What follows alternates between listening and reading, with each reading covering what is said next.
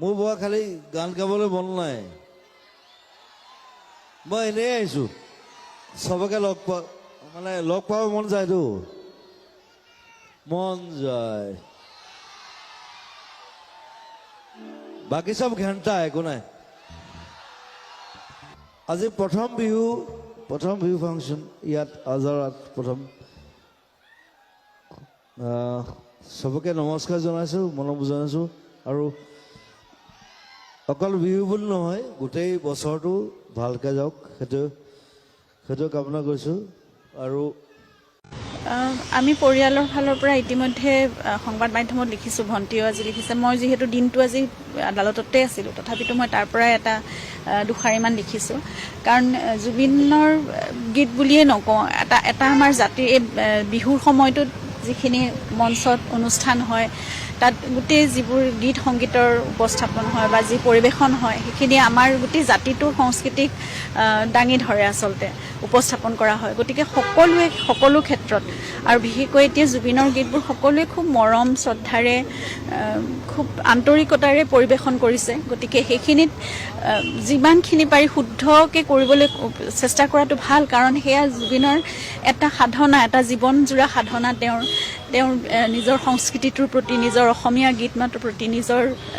যিখিনি আন্তৰিকতা তেওঁৰ ভক্তি শ্ৰদ্ধা সকলোবোৰৰ প্ৰতি সেইটো আমাৰ সকলোৰে দায়বদ্ধতা আছে কাৰণে সকলোৱে শুদ্ধকৈ পৰিৱেশন কৰিবলৈ ভাল আৰু সেইখিনি এজন শিল্পীৰ গোটেই সৃষ্টিৰাজিক জন্ম যেতিয়া প্ৰজন্মৰ পৰা প্ৰজন্মলৈ চিৰদিনলৈ ৰাখিব বিচৰা হয় নহয় যুগ যুগান্তৰলৈ তেতিয়া সেইটো শুদ্ধভাৱে আমি ৰাখি যোৱাটো আমাৰ সকলোৰে কৰ্তব্য গতিকে জুবিনেও আগতে যেতিয়া আমাৰ জ্যেষ্ঠসকলৰ গীতবোৰ পৰিৱেশন কৰিছিলে তেতিয়া যিমান পাৰি শুদ্ধকৈ শুনি তেনেদৰে পৰিৱেশন কৰিবলৈ তেওঁ চেষ্টা কৰিছিলে সেইকাৰণে সেই দায়বদ্ধতাটো আমাৰ সকলোৱে নতুন প্ৰজন্মৰ সকলোৱে ৰখা উচিত আৰু এইটো অকল আমাৰ পৰিয়ালৰ ফালৰ পৰাই নহয় প্ৰতিজন অসমীয়াৰে সেইটো দায়বদ্ধতা প্ৰতিজন অসমীয়াই সেইখিনি চোৱাটো বা মন দিয়াটো সকলোৰে কৰ্তব্য গতিকে সেইখিনি শুদ্ধভাৱে কৰক আৰু তেওঁলোকে যিমানখিনি মৰম জুবিনৰ প্ৰতি কঢ়িয়াই ৰাখিছে সেইটো কাৰণে আমি সদায় কৃতজ্ঞ আৰু তেনেদৰে সাধনাৰ চৰ্চা হৈ থাকিলেহে জুবিন সদায় জীয়াই থাকিব সকলোৰে মাজত সেইখিনি হৈ থাকক যিমান প্ৰচাৰ প্ৰসাৰ হ'ব যিমান চৰ্চা হ'ব তাৰ প্ৰতি আমি সেইটোৱে প্ৰাৰ্থনা কৰোঁ কিন্তু শুদ্ধভাৱে হওক আৰু প্ৰতিটো গীতে অকল জুবিনৰ গীতৰ কথাই নহয় মহাপুৰুষ দুজনৰ গীতো যদি পৰিৱেশন কৰিছে ভূপেন মামাৰ গীতো যদি পৰিৱেশন কৰিছে শ্ৰদ্ধাৰ জয়ন্ত হাজৰিকা বা অন্য জ্যেষ্ঠসকলৰ গীতো যদি পৰিৱেশন কৰিছে সকলোবোৰ শুদ্ধকৈ কৰক সেইটো সকলোৰে আমাৰ দায়িত্ব বা কৰ্তব্য সেইখিনি হোৱাটোৱে আমি কামনা কৰিছোঁ সকলোৱে মৰ্মিতা মিত্ৰ নামৰ বংগৰ কণ্ঠশিল্পীগৰাকীয়ে নিজৰ এটাও গান অসমীয়া জাতি কৃষ্টি সংস্কৃতিৰ লগত সম্পৃক্ত হৈ তেওঁ নুগুৱাকৈ নিলিখাকৈ আজি অসমৰ ভিন্ন ঠাইত মাত্ৰ এটা শব্দ ব্যৱহাৰ কৰি জুবিন গাৰ্গ নামৰ এই শব্দ ব্যৱহাৰ কৰি মঞ্চত উদ্যম নৃত্য দিছে সুৰ বিকৃত কৰিছে আৰু তাহানিৰ পৰা কৰি আহিছে প্ৰথম দিনাখনৰ পৰা আৰু মাইক্ৰফোনটোত মায়াবিনী বুলি লিখি লৈছে আজিলৈকে হয়তো অসমৰ ৰাইজে এনেকুৱা ধৰণৰ নাটকবিলাক দেখা নাছিল কিন্তু তেওঁ এই জুবিন গাৰ্গ ঢুকুৱাৰ পৰা আজিলৈকে বহুত কেইখন মঞ্চ কৰিছে তেওঁ ফেচবুকত আপোনালোকে দেখিব কিন্তু এবাৰো তেওঁ মঞ্চত জুবিন গাৰ্গৰ ন্যায়ৰ বাবে প্ৰতিবাদ কৰিব নোৱাৰিলে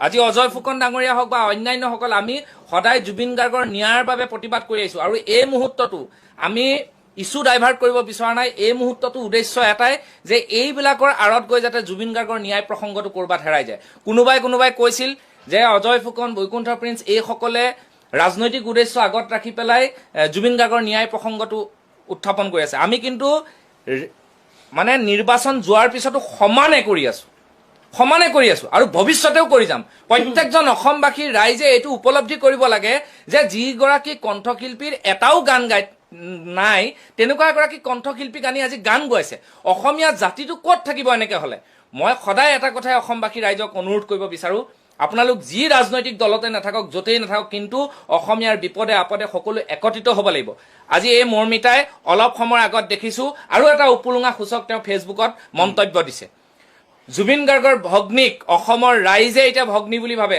সকলোৰে ভগ্নী বুলি ভাবে তেওঁ যিটো ক্ষমা খুজিছে তেওঁ আপোনালোকে অসমৰ ৰাইজে ভালকে মিডিয়াসকলে চাব তেওঁ প্ৰথম লিখিছে হেপী বাৰ্থডে বুলি লিখিছে প্ৰথম তাৰমানে তেওঁ বাৰ্থডেটো বেছি ইম্পৰ্টেণ্ট হৈছে ক্ষমা খোজাটো পিছত আৰু এই কাৰণটো কিয় হৈছে জানে আমাৰ অসমীয়া জাতিটো একগোট নোহোৱাৰ কাৰণে আজি আমি এইখিনি পৰিৱেশৰ সন্মুখীন হৈছো আজি জুবিন গাৰ্গৰ গান বিকৃত কৰি তেওঁ কি কৰিলে তেওঁ হেপী বাৰ্থডে দি ক্ষমা খুজিছে চাওক অনুভৱ কৰক, অসমবাসী ৰাইজে অনুভৱ কৰক।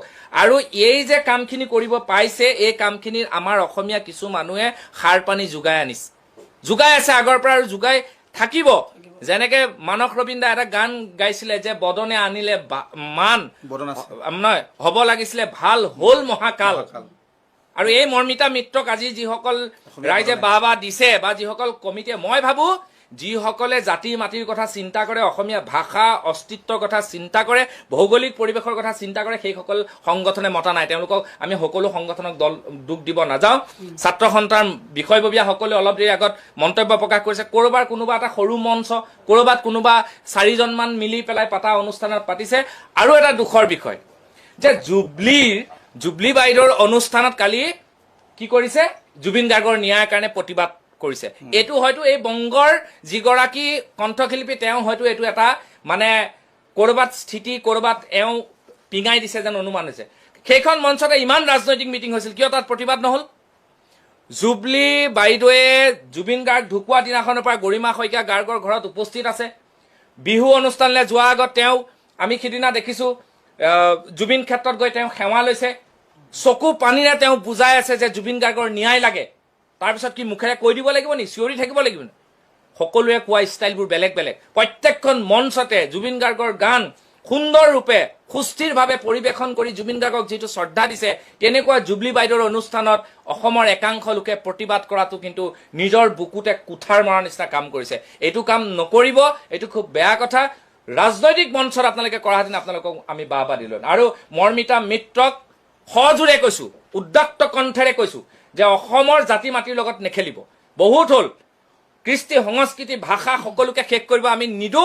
আৰু এই যি যুৱ প্ৰজন্ম, এই যুৱ প্ৰজন্মই কিন্তু আজিকালি খুব একতা। আজি দেখিছে নহয় ছচিয়েল মিডিয়াত কেনেকুৱা ধাৰাসাৰ প্ৰতিবাদ হৈছে। আৰু ডিজিটেল যুগত ডিজিটেল প্ৰতিবাদ হ'ব। মৰ্মিতা মিত্ৰই লাষ্ট যিজন তেওঁৰ মেনেজাৰ আছিল, মেনেজাৰজনকো তেওঁ অসমীয়া মেনেজাৰজনক উলিয়াই দিছে। আৰু এটা সাংঘাতিক কাম কৰিছিলে, আপোনালোকে খবৰ ল'লে গম পাব যে তেওঁ চাউণ্ড ছিষ্টেমটো তেওঁ আনিব বিচাৰিছিলে কলকাতাৰ পৰা, এজন বহিৰাগত মানুহৰ পৰা। তেতিয়া অসমৰ যিসকলে চাউণ্ড দিয়ে, সেই চাউণ্ডৰ মালিকসকল এটা গ্ৰুপত আছে। তেতিয়া ইজনে সিজনক প্ৰশ্ন কৰিলে যে তোমালোকৰ কোনোবা চাউণ্ড বুক কৰিছে নেকি? নাই কৰা। তেওঁ কি কৰিছিলে, অসমৰ মানুহ এজন ভাড়াত ল'ব বিচাৰিছিলে, মানে মালিক হিচাপে, মানে মালিক দেখাব অসমৰ, কিন্তু মেইন মালিক থাকিব কলকাতাত। গতিকে আপোনালোকে ভাবি চাওক কেনেকুৱা চক্ৰান্ত। এনেকুৱা শিল্পীৰ মন হ'ব পাৰেনে? এটাও গান নথকা মানুহক লোকৰ গান গাব। জুবিন গাৰ্গৰ গান এটা সকলোৱে গাওক, আমি তাক ভাল পাইছো। জুবিন গাৰ্গৰ গান গাবলৈ যোৱাটো চেষ্টা কৰাটো আমাৰ কাৰণে গৌৰৱৰ কথা। সকলোৱে, যোনে নাজানে সিও মায়াবিনীটো অকণমান গাই তেওঁক শ্ৰদ্ধা দিব বিচাৰিছে। কিন্তু এইটো নহয় যে জুবিন গাৰ্গৰ সেই মায়াবিনীক লৈ তোমালোকে বেপাৰ কৰিবা। এনেকুৱা হ'বলৈ নিদো। পৰৱৰ্তী সময়ত আমি চকু ৰাখিম। আৰু কেইবাজনো কণ্ঠশিল্পীৰ লগত আমাৰ যোগাযোগ হৈছে। অসমৰ বহু কণ্ঠশিল্পীয়ে জুবিন গাৰ্গৰ গান সুন্দৰভাৱে প্ৰতিষ্ঠা কৰিছে নিজৰ জেগাত। গতিকে আমি তেখেতসকলক সদায় উদ্যম উৎসাহ যোগাম। পৰৱৰ্তী সময়ত যাতে কোনো বহিৰাগতই জাতিটোতো শেষ কৰিব গৈছে, আপোনালোকে জানেই পৰৱৰ্তী সময়ত। আৰু এতিয়া সংস্কৃতিৰ এই যিডাল ৰাজহাড়ডাল ভাঙাৰ চেষ্টা কৰিছে, আমি তাক কেতিয়াও ভাঙিব নিদিওঁ। পৰিয়া লোকগীত যিখিনি আমি কওঁ, সেইখিনি বেংগলৰ ফক চং হয়।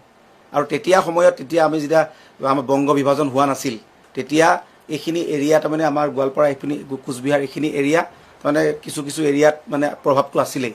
আৰু সেইকাৰণে গোৱালপৰীয়া লোকগীতসমূহো এতিয়া আমাৰ কমলা সুন্দৰী আছে, তেওঁলোকৰ বেংগলী ফক চং হয়, আমি গোৱালপৰীয়া লোকগীত বুলি কওঁ, বা ৰাজবংশী। কিন্তু এইটো অৰিজিনেল বেংগলী ফক চং, 12 মাছে সেই বেংগলী ফক চং এইবিলাক। কিন্তু আমি গোৱালপৰীয়া লোকগীত হিচাপে হেৰি কৰোঁ, আমাৰ নিজৰ গীত বুলিও আমি মানো। সেইবিলাক বিষয় ইয়াত নাহে, সেইটো বিষয় এটা বেলেগ ধৰণৰ বিষয়। কিন্তু আমাৰ মূল বিষয়টো হ'ল যে মৰ্মিতা মিত্ৰ যদি ইমান বেছি জনপ্ৰিয়, মৰ্মিতা মিত্ৰ যদি ইমান বেছি ভাল গান গায়, তেনেহ'লে মৰ্মিতা মিত্ৰই বছৰটোত ৱেষ্ট বেংগলত বা কলকাতাত কেইখন শ্ব' কৰে? আমি এখনো শ্ব' কৰা দেখা নাই।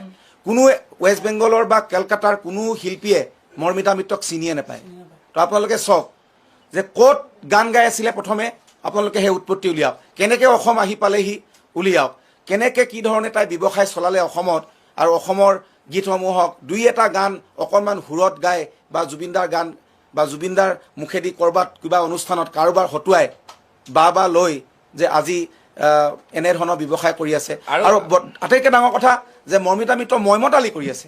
মৰ্মিতা মিত্ৰই কোনো ধৰণৰ কোনো ধৰণৰ মানে আক্ষেপ ভক্ষেপ নাই, কোনো ধৰণৰ মানে উপলব্ধি নাই, যে যি মন যায় তাকে কৰি আছে, নিজকে কেতিয়াবা জুবিন গাৰ্গ বুলি ভাবে মানে। এইখিনি আমি কেতিয়াও হ'ব নিদিওঁ, সেইখিনি হ'বলৈ আজিলৈকে কোনো হোৱা নাই। অসমত এজনে ৰজা আছিল, অসমত জুবিন গাৰ্গ এটাই হয়, ছেকেণ্ড কোনো জুবিন 100 পৰা 100লৈকে জুবিন গাৰ্গৰ স্থান কোনেও ল'ব নোৱাৰে, আৰু কোনেও এতিয়ালৈকে জন্ম হোৱা নাই। যিধৰণে মহাপুৰুষ শংকৰদেৱ, মাধৱদেৱ, কলাগুৰু বিষ্ণুপ্ৰসাদ ৰাভা, জ্যোতিপ্ৰসাদ আগৰৱালা, আমাৰ সুধাকণ্ঠ ভূপেন হাজৰিকা, তাৰপিছত জুবিন দা, আৰু এই স্থান এতিয়ালৈকে ল'ব পৰা কোনো এতিয়ালৈকে জন্ম হোৱা নাই, আৰু আমি ভাবোঁ আমাৰ জীৱনকালত আমি নাপাম। কিন্তু তাৰপিছত কোনোবাই ভাবিলে ভুল হ'ব যে আমি জুবিন গাৰ্গক আমি যিকোনো ধৰণে ব্যৱহাৰ কৰিব পাৰিম। কাৰণ কিয় জুবিন গাৰ্গৰ প্ৰতিটো ভাল কামত, জুবিন গাৰ্গৰ প্ৰতিটো ভাল ভাল সত্তাত, আমি বিপ্লৱত আমি জড়িত আছিলোঁ। জুবিন গাৰ্গ ফেন ক্লাব গঠন কৰিছোঁ, আমি সেউজ অসম গঢ়াৰ, আমি গোটেই সমগ্ৰ অসমতে নাহৰ পুলি ৰুবৰ কাৰণে আমি আকৌ নতুন এটা জাগৰণ সৃষ্টি কৰিছোঁ। আমি ছেভ ৰাইনো ছেভ আছাম, গড় হত্যা ৰোধ কৰিবৰ কাৰণে আমি সক্ষম হৈছিলোঁ জুবিন গাৰ্গৰ নেতৃত্বত। আমি দৌৰি দৌৰি যাম অসমীয়া চিনেমা চাম, আমি এই যি শ্লোগান আমি আৰম্ভ কৰিছিলোঁ, আমি সেইখিনি জুবিন গাৰ্গৰ লগত আছোঁ।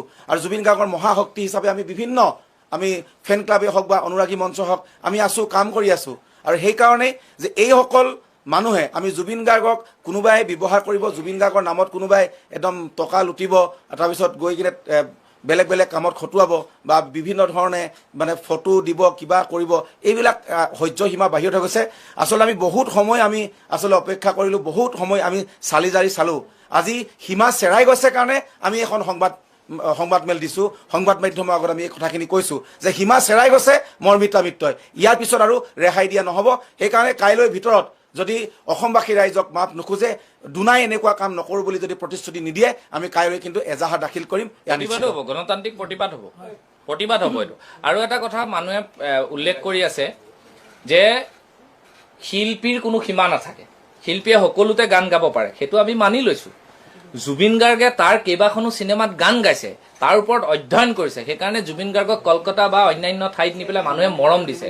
এওঁতো আজিলৈকে এটাও গান গোৱা নাই, আজিলৈকে মাত্ৰ এজন মানুহৰ ষ্টুডিঅ' তেওঁ দুৱাৰ দলি গছকিছে, তাৰ বাহিৰে কাৰো তাতে নাযায়। ইয়াতে অনুষ্ঠান কৰি তেওঁ বাহিৰত গুচি যায়, তেওঁক আৰু কোনো মানুহে তেওঁক যোগাযোগত নাপায়। এটা কথা ঠিক, কিন্তু কথাৰে নহয় কামেৰে হ'ব, আমি প্ৰতিবাদ কৰিম কিন্তু। আৰু সমিতিবিলাককো কৈ দিছোঁ, এনেকুৱা যদি সিদ্ধান্ত লৈছে প্ৰত্যাহাৰ কৰক। আমি একো শক্তিক ভয় নকৰোঁ, যুৱ প্ৰজন্মই একো শক্তিক ভয় নকৰে। আৰু অজয় ফুকনৰ কথা আপোনালোকে জানে, মোৰ কথাও জানে। এইকেইদিনত আমি সজোৰে আমি সেই খবৰটো শুনাৰ পৰা এতিয়ালৈকে প্ৰতিবাদ কৰি আছোঁ, বহুতে কিন্তু কেমেৰাৰ আগত আহি কান্দিলে, অলপ দিনৰ পিছত দেখিবা যে কোনোবা ৰাজনৈতিক মঞ্চত গৈ গান গাই আছে, তাতো আমাৰ আপত্তি নাই। কোনে কি কৰা কৰি থকা, মানুহ এতিয়া সচেতন হ'ল। মুঠতে আমাক ন্যায়টোও লাগে, আৰু এনেকুৱা ধৰণৰ বহিৰাগত সংস্কৃতিক উফৰাই দিবৰ কাৰণে সকলো অসমবাসী তথা সংবাদ মাধ্যমৰ সহযোগিতা লাগে। আৰু এটা কথা, আমি তেনেকুৱা বহু উদাহৰণ আছে, আমি তেনেকুৱা যে আমি যিবিলাক আমাৰ আচলতে আমাৰ অসমীয়া জাতিটোৰ কাৰণে, অসমৰ কাৰণে বেয়া, যেনেকৈ কা আন্দোলনৰ সময়ত আমি কেইজনমানে শিল্পী সমাজৰ হৈ কা আন্দোলন আমি আৰম্ভ কৰিছিলোঁ। আমি এখন ফ্লেগ লৈ কিনে মাত্ৰ তেতিয়া 200-300 ল'ৰা গোট খাইছিল, তাৰপিছত কিন্তু 1000-1000, 50,000, 1 লাখ মানুহ গোট খাবলৈ সক্ষম হৈছিলে। তাৰপিছত অভিনীলৰ হত্যাকাণ্ডৰ যেতিয়া আমি প্ৰতিবাদ কৰিছিলোঁ, ৰাজপথত নামিছিলোঁ, তেতিয়া আমি মাত্ৰ 4জনমান ল'ৰা আছিলোঁ। সেই 4জন ল'ৰাৰ পিছত গৈ কিনে কিন্তু মানুহ গুৱাহাটী ৰাজপথত 40-50 হাজাৰ মানুহ হ'ল। এইটো কথা তেওঁলোকে মানে ভাবিলে ভুল হ'ব যে আমি মাত মাতিছোঁ একো নহ'ব। আমি মাত মাতিলে কিন্তু জুবিন দাই যিধৰণে কৈছিল, আমি নতুন প্ৰজন্ম হয়, আমি ইচ্ছা কৰিলে দেশ সলাবও পাৰোঁ, জ্বলাবও পাৰোঁ, আমি কিন্তু সকলোখিনি কৰিব পাৰোঁ। আৰু আমি আজি মানে খুব ভালভাৱে, সৎভাৱে, আৰু আমি আজি আহ্বান জনাইছোঁ যে ভুল হ'ব পাৰে মানুহৰ, কিন্তু সেই ভুল স্বীকাৰ কৰি নৈতিক দায়িত্ব আছে, দায়বদ্ধতা পালন কৰি কিনে ভুল স্বীকাৰ কৰক, ক্ষমা খোজক। আৰু যদি ক্ষমা নোখোজে তেনেহ'লে ভয়ংকৰ হ'ব। আৰু মৰ্মিতা মিত্ৰক কোনো অসমত অনুষ্ঠান কৰিব দিয়া নহ'ব। আৰু জুবিন অনুৰাগীয়ে, জুবিন ফেন ক্লাবে অনুষ্ঠান কৰিব নিদিয়ে, মৰ্মিতা মিত্ৰক বাধা দিব, তেতিয়া কিন্তু আমাক প্ৰশ্ন কৰিলে নহ'ব, চিধা কথা। আৰু আহ্বায়ক সমিতি সকলোকে সকীয়াই দিছোঁ যে আপোনালোকে যদি মৰ্মিতা মিত্ৰ অনুষ্ঠান কৰাব খোজে, তেনেহ'লে মৰ্মিতা মিত্ৰক কওক যে মৰ্মিতা মিত্ৰই যাতে মাফ খোজে অসমবাসী ৰাইজৰ ওচৰত। আৰু যদি মাফ নোখোজে তেনেহ'লে আপোনালোকে যদি অনুষ্ঠান কৰে, তাত যদি পৰিস্থিতিৰ সৃষ্টি হয়, তাত যদি কিবা এটা হয়, তেনেহ'লে কিন্তু আমাৰ বাবে আচলতে অতি পৰিতাপৰ বিষয়, অতি দুৰ্ভাগ্যজনক বুলি ক'ব লাগিব যে আমি যিটো সময়ত আমি অসমৰ বিভিন্ন মঞ্চত আমি অনুষ্ঠান কৰি আছোঁ, আমি এইবাৰ জুবিনদাৰ শ্ৰদ্ধাঞ্জলি অনুষ্ঠানতো অংশগ্ৰহণ কৰিছোঁ। ক'ৰবাত আমি কোনো এক টকা মাননি নোলোৱাকৈও আমি কিন্তু গীত পৰিৱেশন কৰিছোঁ, তাৰ উদাহৰণ আছে আৰু আমি কেৱল জুবিনদাৰ জয়গান গাইছোঁ আৰু জুবিনদাৰ যি সত্তাটো যি সাংগীতিক সত্তা যি সাংগীতিক জয়যাত্ৰা এয়া আমি গোটেই অসমত আমি ইখন মঞ্চৰ পৰা সিখন মঞ্চলৈ গৈ আমি কৰি আহিছোঁ কাৰণ কিয় আমি জুবিন গাৰ্গৰ সত্তাটোক আমি আগুৱাই নিব লাগিব কিন্তু তেনে সময়তে কিছু কিছু কণ্ঠশিল্পী গায়ক গায়িকা যে আচলতে যিসকলক তথাকথিত গায়ক গায়িকা বুলি কয় কিছু সংখ্যক আমাৰ অসমৰ কিছু সংখ্যক বাহিৰৰ বা কোনোবা বংগৰ তেওঁলোক গীত পৰিৱেশন কৰি যি ধৰণৰ বিকৃতকৰণ কৰিছে জুবিনদাৰ গীতসমূহত যিগৰাকী প্ৰাণৰ শিল্পী হিয়াৰ আমঠু জুবিন গাৰ্গ নোহোৱা হোৱাৰ পিছৰ পৰা আমাৰ সকলোৰে হৃদয়ত আমি আচলতে এক বুকুৰ চিঞৰ হৈ আছে যে আমি জুবিনদাৰ ন্যায় কেতিয়া পাব যে জুবিনদা কেতিয়াবা যেন জুবিনদাক আমি আকৌ মাজত ঘূৰাই পাম কোনোবাই চকুলো টুকি কিনে কৈছে আকৌ এবাৰ উভতি অহা না এনেকুৱা ধৰণৰ বিভিন্ন সময়ত আমি শোকত ম্ৰিয়মান হৈ আছোঁ আমাৰ গোটেই অসমখন আজি বিহু যদিও উকা উৰুঙা আজি ৰঙালী কিন্তু আজি কঙালী তেনে সময়ত বিভিন্ন আহ্বায়ক সমিতিয়ে বিহু অনুষ্ঠান আয়োজন কৰিছে কিছুৱে বিহু অনুষ্ঠান আয়োজন কৰা নাই জুবিনদাক শ্ৰদ্ধা জনাই বা তেখেতসকলৰ মনে আচলতে কোৱা নাই যেতিয়া মনত ৰং নাথাকিব তেতিয়া আৰু ৰঙালী উৎসৱ আয়োজন কৰি তেওঁলোকে কোনো ধৰণৰ আমোদ ল'ব খোজা নাই আৰু সেইখিনিক আমি আদৰণি জনাইছোঁ সকলো ৰাইজে ধন্যবাদ জ্ঞাপন কৰিছে তেওঁলোকৰ সিদ্ধান্তক বা যিসকলে আয়োজন কৰিছে তেখেতসকলেও সৰুকৈ হ'লেও বা জুবিনদাৰ শ্ৰদ্ধাঞ্জলি দি মেলি হ'লেও বা সুধাকণ্ঠ ভূপেন হাজৰিকাদেৱৰ আচলতে শতবাৰ্ষিকী আচলতে 100 বছৰীয়া জয়ন্তী তেওঁলোকে পালন কৰিছে আমি নিশ্চয় তেওঁলোককো আমি আদৰণি জনাইছোঁ কিন্তু কিছু আহ্বায়ক সমিতি এনেকুৱা আহ্বায়ক সমিতিও আছে যিসকলে নেকি যে জুবিন গাৰ্গৰ দৰে মহান শিল্পীগৰাকীৰ সৃষ্টিসমূহক গীতসমূহক ভুল ৰূপত উপস্থাপন কৰিছে বিকৃতকৰণ কৰিছে বিশেষকৈ এতিয়া এইবাৰ চকুত আহিছে এই মৰ্মিতা মিত্ৰ নামৰ এগৰাকী বংগৰ গায়িকা যিগৰাকী গায়িকাই কাৰ সাহসত আছে কাৰ পৰোচনাত বা কাৰ লৈ ইমান বেছি ময়মতালি কৰিছে অসমীয়া গীতসমূহৰ ওপৰত কোনো ধৰণৰ চৰ্চা নকৰাকৈ কেৱল জুবিনদাৰ নাম লৈ জুবিনদাৰ নামত জুবিনদাৰ কেইটামান গীত গায় ৩-৪ লাখ টকা মাননি লৈ অসমৰ মঞ্চত আৰু যিবিলাক আহ্বায়ক সমিতি আচলতে অসমীয়া শিল্পী বিৰোধী আহ্বায়ক সমিতি আছে যিবিলাকে অসমীয়া শিল্পীক বেয়া পায় সেই আহ্বায়ক সমিতিসমূহে মৰ্মিতা মিত্ৰৰ সেই ভুলভাৱে উপস্থাপন কৰা গান বা জুবিনদাৰ বিকৃতকৰণ কৰা গান তেওঁলোকে পৰিৱেশন কৰিবৰ বাবে সুবিধা দিছে মঞ্চ এখন দিছে তেওঁলোকে বাহ দিছে তেওঁলোকে একদম আনন্দত উল্লাসত উটি ভাহি গৈছে এনেকুৱা কেতিয়াও আমি হ'ব দিব নোৱাৰোঁ কাৰণ কিয় জুবিনদাৰ গীতসমূহক সঠিক ৰূপত উপস্থাপন হ'ব লাগিব জুবিনদাৰ গীতসমূহক সংৰক্ষণ কৰিব লাগিব এয়া আমাৰ অধিকাৰ আৰু আমি জুবিন অনুৰাগী মঞ্চ সদৌ অসম জুবিন অনুৰাগী মঞ্চ আমি এই কাৰণেই গোটেই অসমীয়া সকলো ধৰণৰ সাংবাদিকৰ পৰা সাহিত্যিকলৈকে শিল্পীৰ পৰা চিকিৎসকলৈকে ঠেলাৱালাৰ পৰা ৰিক্সাৱালাৰ পৰা একদম IAS অফিচাৰজনলৈকে আমি জুবিন অনুৰাগী মঞ্চত সকলো আছে